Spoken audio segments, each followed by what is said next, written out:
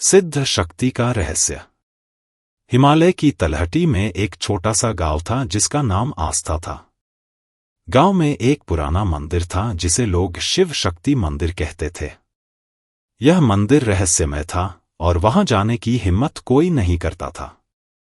कहते थे कि जो भी आधी रात को उस मंदिर में गया वह कभी वापस नहीं लौटा। आदि की जिज्ञासा। आदि गांव का एक युवा लड़का जिसे साधारण जीवन से परे कुछ अद्भुत जानने की इच्छा थी। वह अपने दादा से मंदिर की कहानियां सुनता था। दादा कहते थे उस मंदिर में शिव और शक्ति का अपार बल छिपा है, लेकिन उसे पाने के लिए भयंकर परीक्षा देनी पड़ती है। आदि ने ठान लिया कि वह इस रहस्य को सुलझाएगा। उसने अपने दोस्तों को बताया, लेकिन सभी ने उसे पागल करार दिया। आधी रात का साहस। एक पूर्णिमा की रात आदि अकेले ही मंदिर की ओर चल पड़ा। चंद्रमा की रोशनी से रास्ता धुंधला चमक रहा था। मंदिर के पास पहुंचते ही उसे अजीब सी ऊर्जा महसूस हुई। मंदिर के मुख्य द्वार पर एक पुरानी घंटी लटकी थी जो बिना हवा के ही अपने आप हिल रही थी। आदि ने साहस कर घंटी बजाई। दरवाजा धीमे धीमे चरमराते हुए खुल गया। अंदर घना अंधेरा और गूंजती हुई मंत्रों की ध्वनि थी। पहला रहस्य।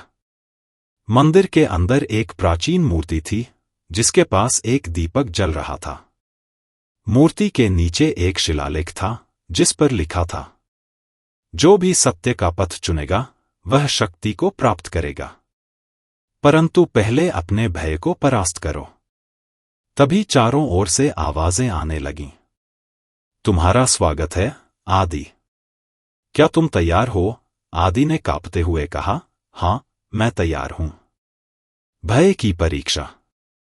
अचानक मंदिर की दीवारें हिलने लगीं और आदि खुद को एक जंगल में पाया। वहां भयंकर जानवर उसे घेरने लगे। शेर, सांप और बिच्छू उसकी ओर बढ़ने लगे।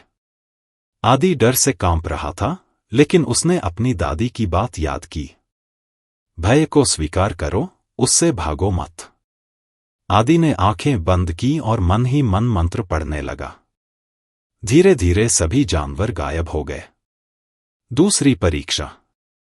अब आदि एक नदी के पास पहुंचा जहां एक बूढ़ा साधु खड़ा था।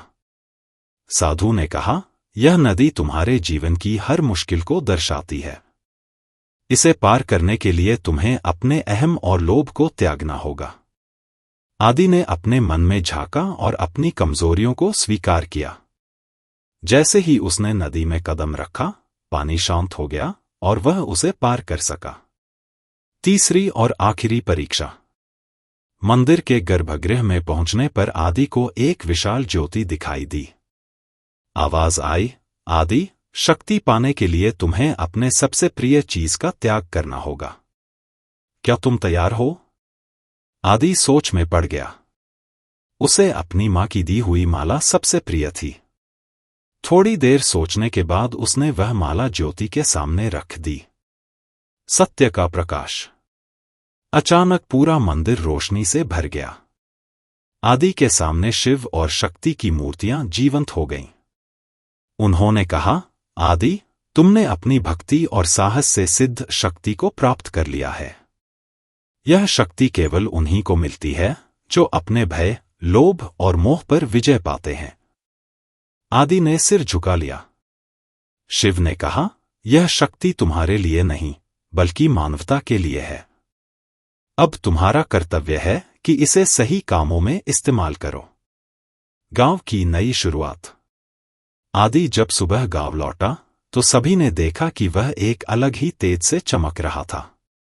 उसने गांव वालों को मंदिर का रहस्य बताया और सिखाया कि सच्ची शक्ति भीतर की अच्छाई और साहस में है। उस दिन से गांव में डर की जगह आस्था और विश्वास ने ले ली और शिव शक्ति मंदिर श्रद्धा का केंद्र बन गया। समाप्त।